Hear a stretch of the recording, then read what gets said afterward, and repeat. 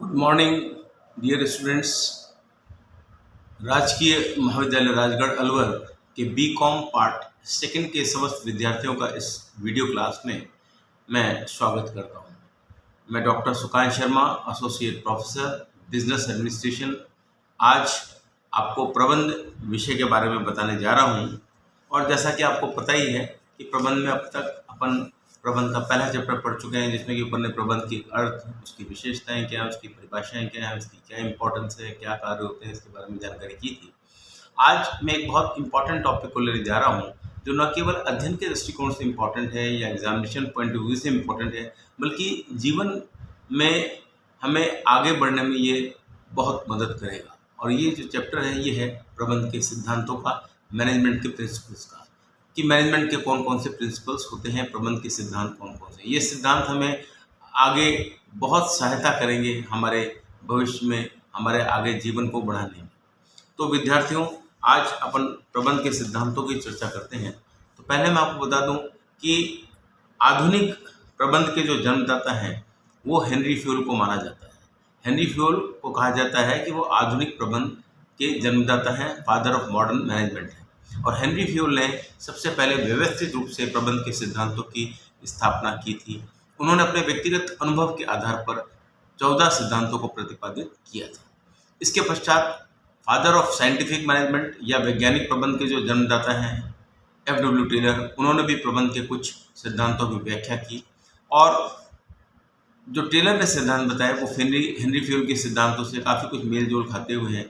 और उसके बाद वो बाढ़ सी आ गई और बहुत से सिद्धांत बहुत से विद्वानों ने बताए, लेकिन उन सभी सिद्धांतों का यहाँ अध्ययन करना संभव नहीं है। इसलिए अपन हेनरी फ्यूल के द्वारा बताए गए 14 सिद्धांत, उसके अलावा टेलर ने जो कुछ उसमें सिद्धांत जोड़े, उनका अध्ययन हम इस वीडियो क्लास में करेंगे। तो विद्यार्थियों, सिद्धांतों की चर्चा करने से पहले मैं आपको बता दूं कि ये सबसे पहले हम हेनरी फ्यूल के सिद्धांत पढ़ रहे हैं और ये 14 सिद्धांत हैं। हेनरी फ्यूल के सिद्धांत का पहला सिद्धांत ये है कार्य विभाजन और विशिष्टीकरण का सिद्धांत। अब ये सिद्धांत जो हेनरी फ्यूल ने पहला सिद्धांत प्रतिपादित किया, हेनरी फ्यूल ने इसे कार्य विभाजन का सिद्धांत का, principle of division of work, और एफ.डब्ल्यू. टेलर ने इसी सिद्धांत को विशिष्टीकरण के सिद्धांत कहा या प्रिंसिपल ऑफ स्पेशलाइजेशन कहा। मतलब दोनों का एक ही है। इस सिद्धांत को बनाने के पीछे हेनरी फ्यूल या एफ.डब्ल्यू. टेलर की मान्यता ये थी कि कार्य को विभिन्न टुकड़ों में बांट देना चाहिए और उस कार्य को उसी व्यक्ति को सौंपना चाहिए जो कि उस कार्य को करने में दक्ष हो। यानी जो व्यक्ति जिस कार्य में विशिष्टता रखता हो उसको वही कार्य सौंपा जाना चाहिए। इससे क्या होता है, कार्य में समय कम लगता है, कार्यों को दोहराव रुकता है और कर्मचारी भी आसानी महसूस करता है, क्योंकि वो जिस कार्य में दक्ष होता है उसको वही कार्य सौंपा जाता है। तो काम जल्दी भी होता है, अच्छा भी होता है और कर्मचारी भी अच्छा अनुभव करता है और संस्था का भी फायदा होता है।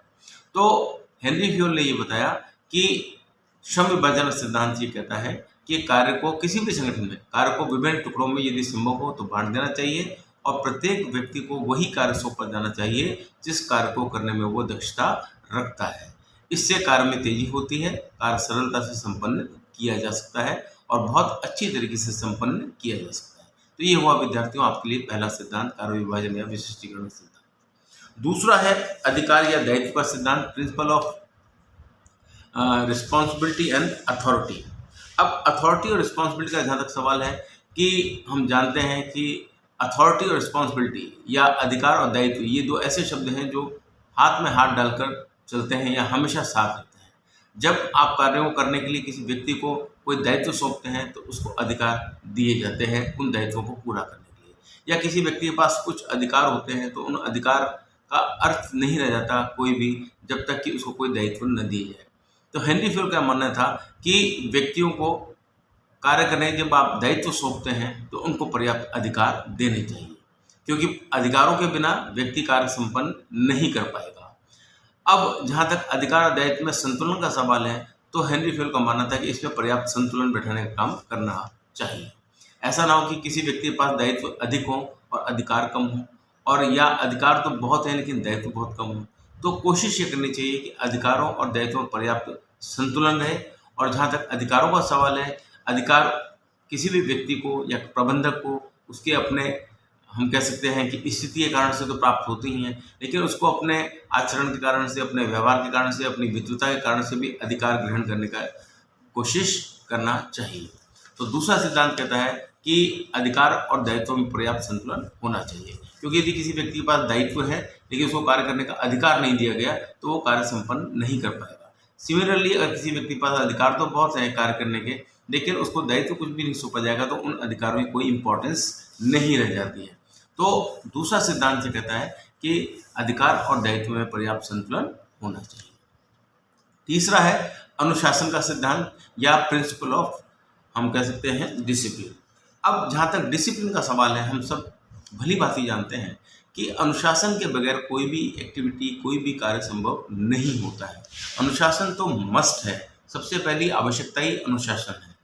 अब जहाँ तक अनुशासन का सवाल है तो हेनरी फेल का मानना था कि संगठन, चाहे वो खेलकूद का हो, चाहे व्यापार का संगठन हो, चाहे गैर व्यावसायिक हो, चाहे व्यावसायिक संगठन हो, सभी में अनुशासन होना चाहिए। अनुशासन परम आवश्यक है। यह सिद्धांत ये कहता है कि कर्मचारियों को स्वेच्छा से अपने संगठन के नियमों को या अपने अधिकारियों द्वारा दिए गए आदेश निर्देशों की पालना करनी चाहिए, और यदि कोई व्यक्ति स्वेच्छा से पालना नहीं करता है तो फिर उसको पालना करवाने का काम प्रबंधकों का होता है। तो अच्छी स्थिति ये होती है कि कोई भी कर्मचारी जो संगठन में काम करता है वो स्वेच्छा से नियमों का या नीतियों का पालन करे, जो भी रूल्स एंड रेगुलेशंस हैं उनका फॉलो करे उनको।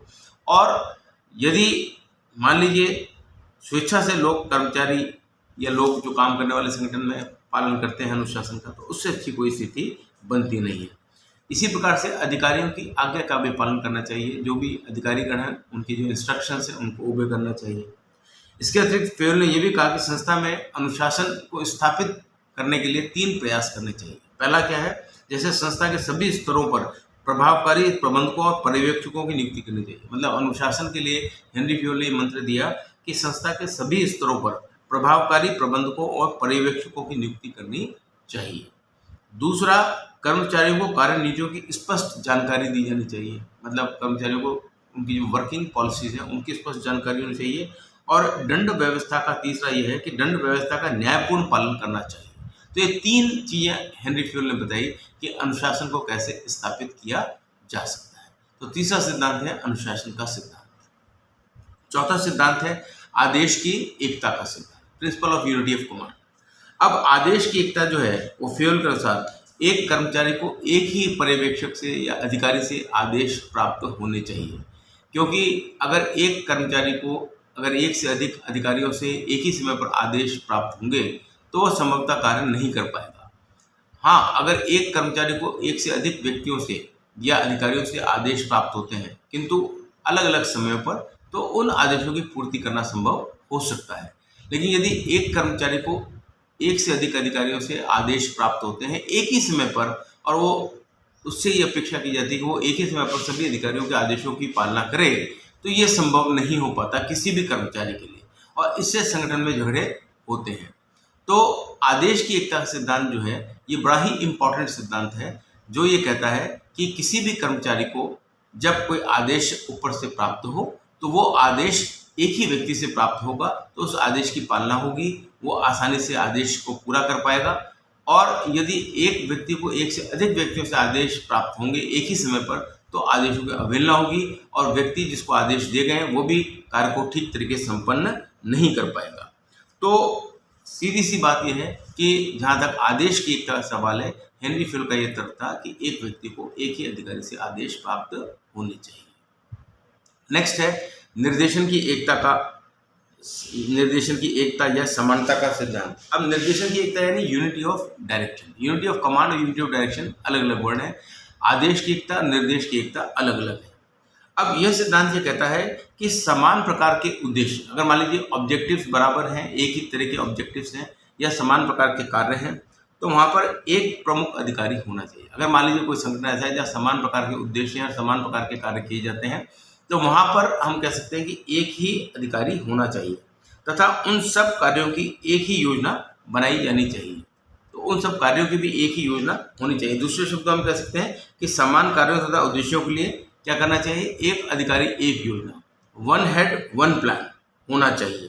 इससे कार्यों में क्या होती है, एक रूपता बनी रहती है, सिमिलैरिटी बनी रहती है, यूनिफॉर्मिटी बनी रहती है। अगर एक हेड और एक प्लान है, और यदि मान लीजिए अलग अलग हेड अलग अलग प्लानिंग है, तो फिर दिक्कत का सामना करना पड़ता है। सभी कर्मचारियों के कार्यों को समन्वय करना सरल हो जाता है यदि वन हेड वन प्लान है, तो मतलब आप कार्यों में जो कोऑर्डिनेशन है उसको भी आसानी से कर सकते हैं। फ्यूल ने बहुत ही मनोरंजक ढंग से दोहरे निर्देशन पर व्यंग्य करते हुए लिखा है कि दो सिर वाला शरीर सामाजिक एवं गैर सामाजिक सभी क्षेत्रों में राक्षसी समझा जाता है। मतलब बड़े और मजाकिया अंदाज में उन्होंने इसको बताया है कि यदि दो सिर वाला व्यक्ति होता है तो वह सामाजिक या गैर सामाजिक सभी क्षेत्रों में राक्षसी समझा जाता है और वह सब जगह अपने आप को सुरक्षित रखने में कठिनाई अनुभव करता है। तो सीधी सी बात यह है विद्यार्थियों कि एक हेड एक प्लान, एक विभाग एक योजना होनी चाहिए, निर्देशन में भी एकता होनी चाहिए, समरूपता होनी चाहिए, तभी जाकर आगे सफलता प्राप्त हो सकती है। अब यहाँ पर हम ये भी स्पष्ट कर देते हैं कि आदेश की एकता का सिद्धांत और निर्देश की एकता सिद्धांत में क्या अंतर है। तो पहले सिद्धांत यानी आदेश की एकता जो सिद्धांत है वो कर्मचारियों को एक सूत्र में बांधने का प्रयास करता है। मतलब आदेश की एकता मतलब क्या हुआ कि एक कर्मचारी को एक अधिकारी से आदेश मिलने चाहिए।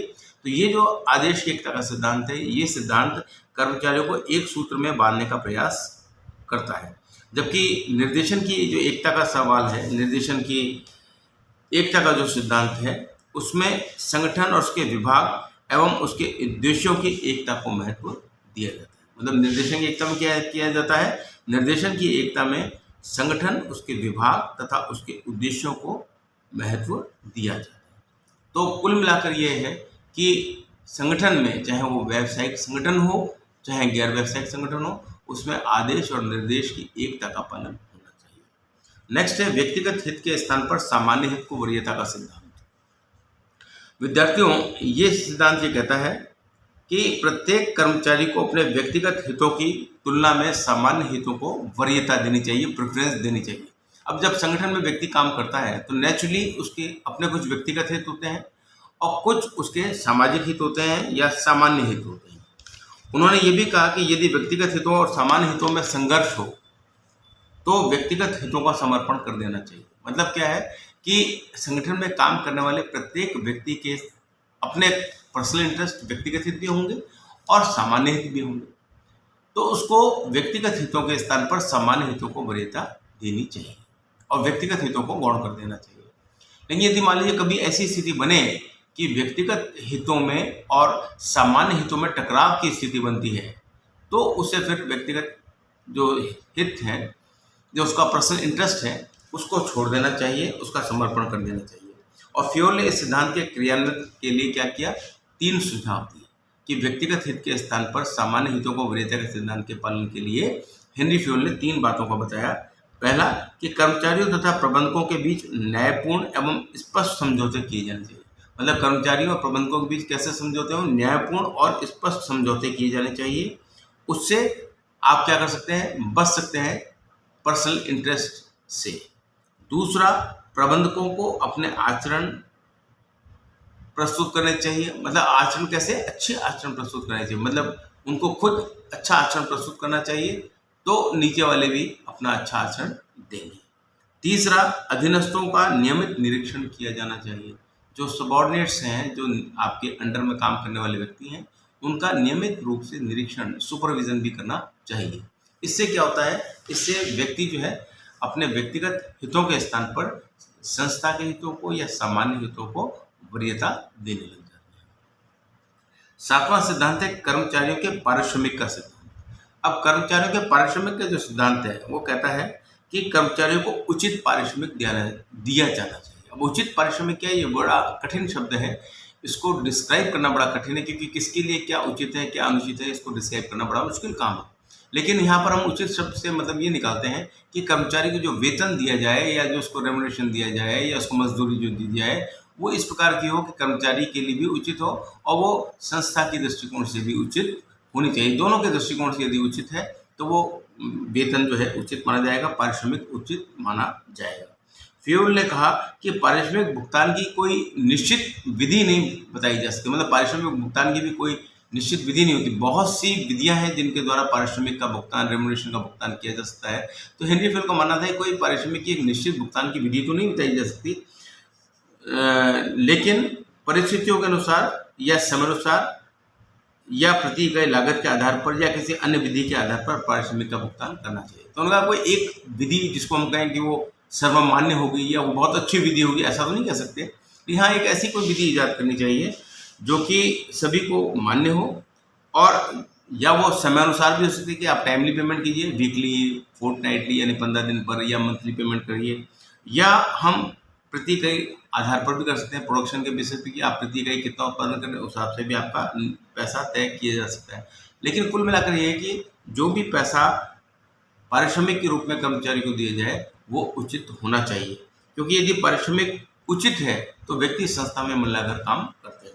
तो विद्यार्थियों, ये अपन ने आज 7 सिद्धांत अभी हेनरी फ्यूल के द्वारा जो बताए गए उनको पढ़ा है। अभी और 7 सिद्धांत हेनरी फ्यूल के और कुछ सिद्धांत मैं आपको टेलर के भी बताऊंगा। तो चूंकि वीडियो थोड़ा लंबा हो रहा है, इसलिए मैं इसको यहीं पर समाप्त करता हूँ। अगले वीडियो में हम प्रबंध के सिद्धांतों के जो रिमेनिंग सिद्धांत हैं फ्यूल के, उनको पढ़ेंगे। 7 की हमने चर्चा अभी की है, 7 की चर्चा दूसरे वीडियो में आपको करूँगा। उम्मीद है जो मैंने आपको पढ़ाया समझ में आ गया होगा। धन्यवाद।